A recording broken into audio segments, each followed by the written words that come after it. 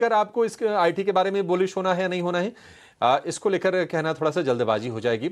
एक बार देखते हैं। अगर आप ये टीसीएस का इन्फोसिस का आप जरा ना ईयर टू डेट का चार्ट लेके आइए या फिर एक साल का चार्ट लेके आइए। ये दोनों के दोनों शेयर अभी भी आपको करीब करीब 18 से 20% आपको ये नीचे दिखाई देंगे। लेकिन एक काम करते हैं, आईटी में अगर मान लीजिए आपको ट्रेड ही खोजना है तो हमारे एक्सपर्ट्स को क्या लग रहा है इस पर जरा व्यू ले लेते हैं। गौरव बिस्सा जी हमारे साथ हैं। गौरव जी, कोई ट्रेड इनिशिएट करना है आईटी में क्या? अब तो हम धीरे धीरे एक्सपायरी की तरफ बढ़ चले हैं।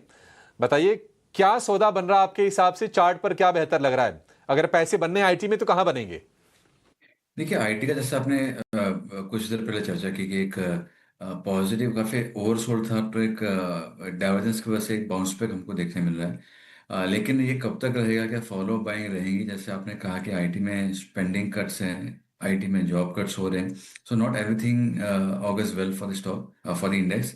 तो यहाँ पे मेरे हिसाब से अगर ट्रेडिंग का है तो मौके थोड़े से कम होंगे, क्योंकि कब जाके मोमेंटम रुक जाए नोबडी नोज, क्योंकि अभी निफ्टी में हडल है, सेक्टर इटसेल्फ में इतने बहुत ज़्यादा टेलविंड्स इसमें नहीं है।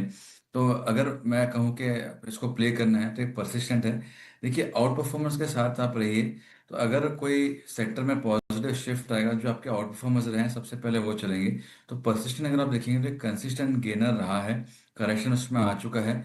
यहाँ से अगर मुझे बेट लेनी है तो परसिस्टेंट सिस्टम के लिए प्ले कर सकते हैं। अगेन मैं 2 या 3 दिन के लिए इसमें व्यू नहीं लेना चाहूँगा, क्योंकि उतना लुक्रेटिव नहीं लग रहा है।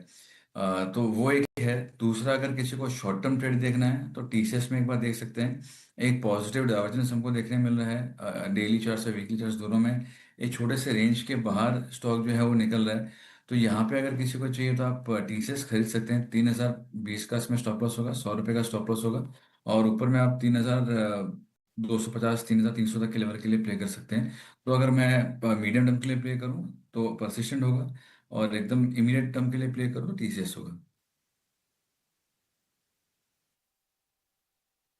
ये बढ़िया है। सवाल तो हमने एक ही पूछा था, दो जवाब आपको दे दिए।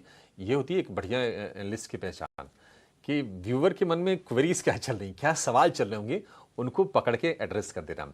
टीसीएस के टारगेट 3300 के, 3000 रुपये के स्टॉप लॉस, और इसके अलावा परसिस्टेंट पर आप नजर रख के चलिए। ये दो शेयर आईटी में आपको गौरव जी ने बता दिए हैं। आईटी के अलावा जो सेगमेंट आज बाजार को और सपोर्ट करने काम कर रहा है वो है मेटल। आप देखिए हिंडाल्को में आज तेजी है, जिंदल स्टेनलेस के शेयर में 4% के आसपास की तेजी है। और इस तेजी की वजह यही है कि देखिए थोड़ी इकोनॉमी चीन की बेहतर होनी शुरू हो गई है। दूसरी चीज़ ये है कि भारत और चीन के जो रिश्ते थोड़े से कह सकते हैं कि रफ पैच में चल रहे थे। हाल फिलहाल काफ़ी गर्मी आई है दोनों देशों के संबंधों में।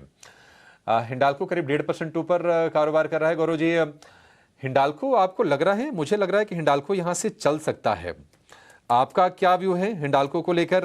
क्या तेजी का सौदा इस लेवल पर इनिशिएट करना चाहिए क्या? हाँ पे नहीं, थोड़ा सा अगर ऊपर जाएगा तभी आप करना चाहिए। देखिए मार्च से अगर आप देखेंगे तो एक करेक्शन जोन में रहा है, टाइम करेक्शन जोन में रहा है। और उसके जो तकरीबन हाई रहे हैं, जहाँ से दिक्कत इसकी बार बार आ रही है, वो 720 के आसपास में है। तो एक बार 720 अगर सस्टेन करता है तो एक अच्छा मौका आपको देखने मिल सकता है, ट्रेडिंग के अच्छे मौके आपको देखने मिल सकते हैं। 700 के स्टॉप लॉस है, आप तब बाय कर सकते हैं। और ऊपर में आप 760, 770 तक के लिए इसको प्ले कर सकते हैं। तो यहाँ पे एक कंडीशन कॉल होगा, करंट प्राइस पे नहीं। बट अगर आवले क्लोज भी 720 के ऊपर आता है तो उसको इनिशिएट किया जा सकता है।